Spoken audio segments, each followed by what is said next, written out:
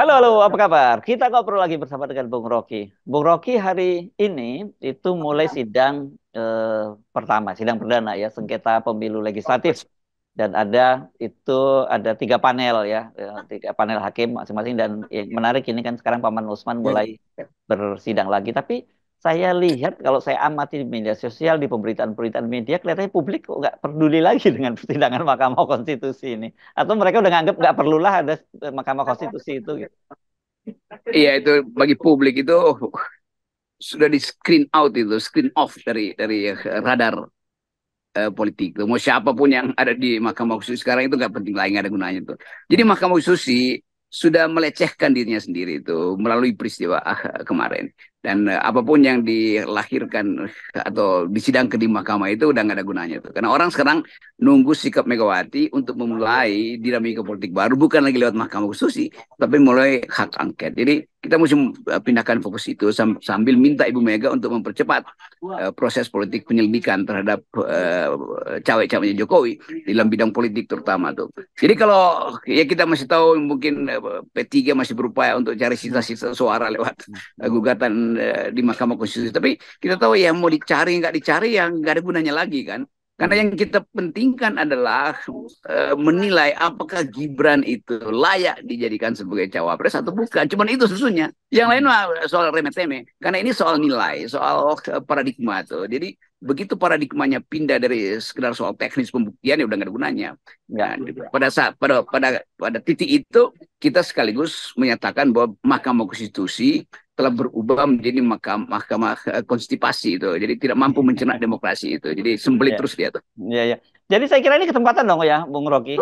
Kalau kemarin itu ketika di Sirekap itu kan benar-benar PS itu di watch betul oleh publik. Jadi gerakan apapun di watch ya, sehingga kemudian manuver mereka untuk loloskan mereka ke parlemen kan gagal gitu.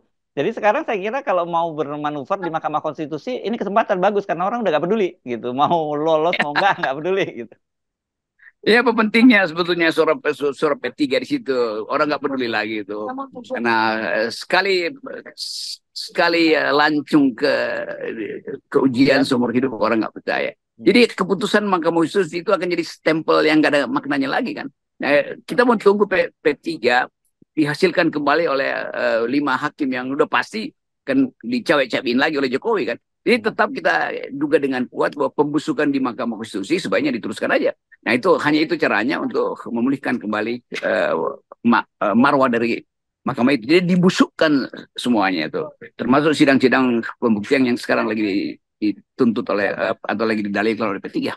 Ya, iya, iya. Ya, Ya, berkaitan dengan PSI juga begitu yang saya sebut ya. Saya ya. kira terserah deh mau PSI lolos mau enggak terserah deh gitu ya. Karena nggak ya orang bahkan partai-partai udah nggak dianggap kok. Jadi publik bersiap-siap untuk melihat dinamika baru, yaitu keinginan untuk menonton bagaimana kebijakan ekonomi politik di era Pak Jokowi itu akan berhadapan dengan sinisme publik karena setiap kali sidang kabinet pasti Pak Prabowo akan didampingi oleh wakil presidennya dan semua orang akan menganggap oke, ini adalah dia pasangan yang sebenarnya dipaksakan tapi berlagak besar-besaran di depan televisi kan. Dan orang akan menilai bahwa Indonesia sebetulnya tidak layak memamerkan kekonyolan semacam itu. Jadi setiap minggu akan ada sidang kabinet, setiap minggu pers akan meliput hasil sidang, di samping Prabowo berdirilah Gibran. Nah, kita nggak tahu Gibran mau ngomong apa tuh. Kan itu yang udah kita duga dari awal. Jadi pembusukan itu memang harus terjadi demi hukum alam. Dan Ya, nggak ya, mungkin lagi kita berharap bahwa ada ide baru dari dalam kabinet. ya, Satu-satunya ide dari kabinet adalah meneruskan kebijakan Jokowi. Kan gampang kan? Jadi ya. setiap kali Pak Prabowo ngomong atau Gibran tambahin, ya pasti ya wartawan nulis, ya udah nggak perlu didengar. Karena itu hanya kelanjutan dari Jokowi yang kita udah tahu bahwa gagal semuanya. Ya, ya. Dan ini yang anehnya memang itu partai-partai politik termasuk P3 misalnya ketika ditanya oleh wartawan ya memang belum ada tawaran dari Pak Prabowo. Tapi kalau kemudian ditawarin untuk bergabung itu kan juga merupakan sebuah kehormatan. Menurut saya aneh ada partai-partai yang sudah tidak lolos parlemen pun yang mimpi bergabung dengan Pak Prabowo gitu. Kenapa nggak mereka konsentrasi bagaimana membangun kembali partai politiknya sehingga pada pemilu yang akan datang mereka bisa bertarung lagi. Dan kita tahu kan seperti P3 ini kan punya segmen tersendiri sebenarnya yang selama ini nggak dia rawat saja gitu. Ya, itu masalah P3 tuh. Dia tidak berupaya untuk berdarah-darah lagi membangun dari bawah tuh. Sekarang nunggu diundang oleh Prabowo. Yang sebetulnya juga orang tertawa. Loh, Anda kan gagal di dalam pemilu, ngapain kita diundang? Apalagi kalau Prabowo undang itu makin makin konyol lagi kan. Apa pentingnya di situ toh? Toh representasi dari P3 itu udah hilang. Jadi ngapain nggak punya representasi di legislatif tapi punya kursi di eksekutif.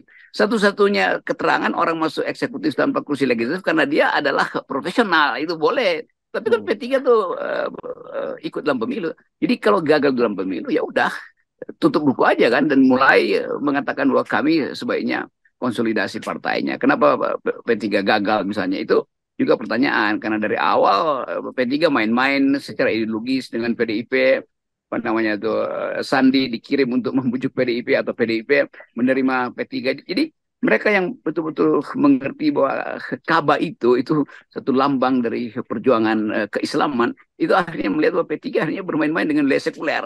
Kan itu bukan wilayah P3 yang sekuler kan. Nah itu yang menurut saya itu penyebab kenapa P3 nggak bisa lolos threshold. Yes, oke. Nah, sekarang kita kita bicara soal yang lain yang lagi rame banget Bung Rocky juga ini di media sosial banyak disoroti ini karena orang kemudian melihat tanda-tandanya bahwa nepotisme itu betul-betul sudah sekarang kalau dalam bahasa bangsa ini itu katanya tidak lagi malu-malu menunjukkan dirinya. Ini heboh soal sebenarnya udah berapa hari yang lalu ya soal Bobi Nasution ini menantunya Pak Jokowi yang mengangkat pamannya sendiri menjadi PLH Sekda di Kota Medan. Ini di media sosial ramai sekali karena mereka kemudian dapat bukti, oh betul-betul ini memang betul-betul mulai bangun dinastinya. Jadi bukan hanya mertuanya tapi menantunya juga ingin bangun dinasti. Itu bukan nepotisme. Karena nepotisme itu walaupun Oke. dibantah, kalau paman mengasuh ponakannya, itu Aha, nepotisme. oke. Kalau ponakan mengasuh paman, itu bukan nepotisme. Oh, apa tuh?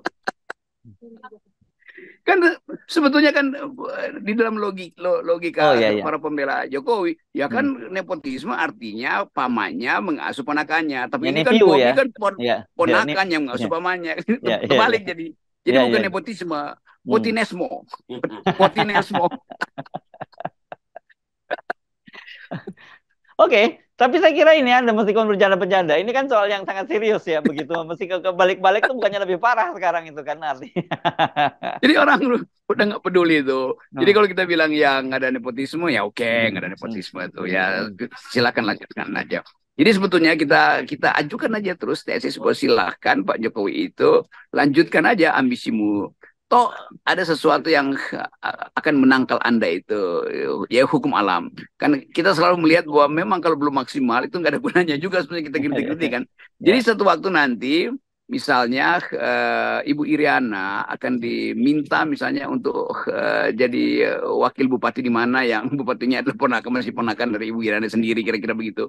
Hmm. Dan Pak Jokowi mungkin dalam 2 minggu ini udah berpikir untuk jadi bupati di Sleman karena mantunya akan nyalek dari situ tuh. Jadi betul-betul ini kegembiraan kita melihat kedunguan. Ini belum pernah saya bergembira menyaksikan kedunguan istana.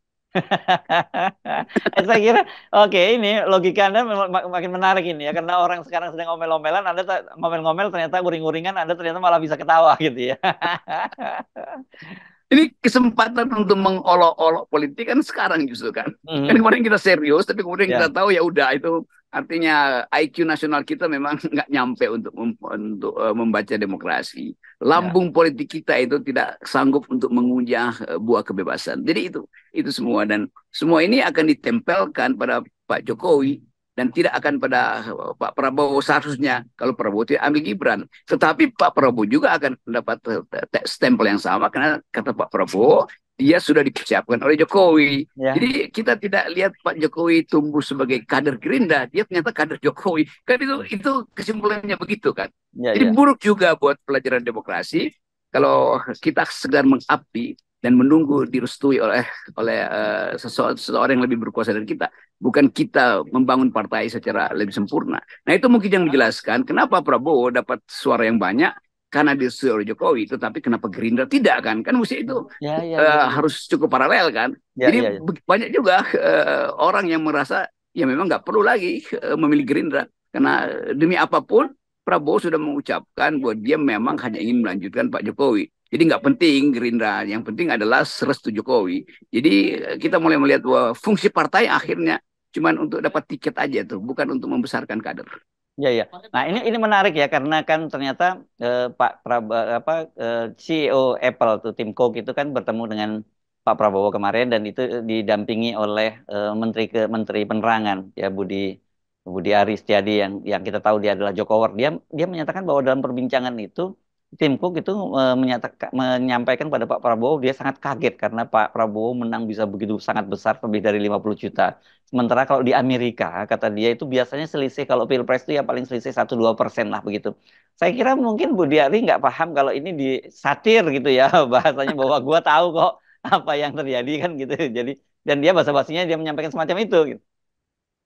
Ya memang itu olah-olah para diplomat asing juga begitu. Dan saya Ah, banyak dalam sejauh ini bertemu dengan diplomat asing, dengan analis asing yang menganggap bahwa ini keajaibannya ya, demokrasi ya. ternyata ada ajaib-ajaibnya juga tuh. Hmm. Kenapa? Ya karena tadi itu bahwa seseorang ditempelkan pada Prabowo dan tiba-tiba jumlah Prabowo itu melejit kan. Jadi Ya, ya, orang ya. anggap bahwa eh, ada vitamin yang namanya Gibran, kira-kira begitu tuh. Dan kita Aha. mencari ini Hmm. vitamin jenis apa? Ternyata itu vitamin nepotisme, sebetulnya begitu. Ya jawabannya kan. Ya, Jadi ya, kehadiran wacana asing itu justru yang membuat kita ya malu tapi artinya ketawa sendiri itu. Dan ya. itu yang juga terjadi olok-olok dari CEO dari Apple itu Hmm. yang menganggap bahwa ini betul-betul suatu keajaiban dan Ya, memang landslide itu nggak pernah terjadi di dalam sistem demokrasi karena selalu ada balancing gitu kan. Di betul. dalam negara demokrasi yang udah matang nggak ada yang menang mutlak, selalu ada Ya. pihak yang bersaing 2-3% kemudian jadi oposisi. Nah, pelajaran itu tidak terjadi di Indonesia. Ya, saya kira tapi penting seperti yang Anda sampaikan bahwa supaya kita tetap bisa menertawakan di Indonesia di diri sendiri ya, karena saya kira indikator orang yang sehat itu secara kejiwaan akalnya masih sehat kalau dia bisa menertawakan diri sendiri gitu. Jadi mari mari kita tertawa mulai saat ini. Ya, sempatkan diri untuk berpikir supaya kalau kita gagal berpikir, kita bisa atasi itu dengan tertawa tuh. Jadi kesempurnaan ber, bermasyarakat kalau kita bisa imbangkan antara satire dan komedi, kira-kira itu. Ya, ya. Tapi saya kira Anda bisa ketawa lepas itu karena Anda berada di Sumatera Barat dan kita tahu Sumatera Barat kan orangnya berpikir merdeka dan bukan bagian dari kedunguan yang terjadi kemarin pada pemilu dan Pilpres kemarin gitu. Ya, karena saya lagi menjauh dari Jakarta, lagi dengan teman-teman yang juga berupaya untuk menilai secara lebih kritis kekuasaan tuh. Jadi politik di Sumatera Barat itu selalu paradoks tuh. Dia selalu mengambil sikap antipati terhadap kekuasaan. Karena bagaimanapun juga Sumatera Barat lagi dijajah oleh semacam nepotisme itu. Jadi lengkaplah pengetahuan kita bahwa menularnya nepotisme itu justru dialirkan melalui partai politik. Jadi partai-partai politik ini sebetulnya adalah penular nepotisme tuh. Nah itu yang paling buruk dalam demokrasi kita. Ada partai politik, tapi partai hanya sekedar penyalur nepotisme. Oke, baik, makasih, Bung Rocky ya. Yes. Yes. Salam akal sehat. Yes.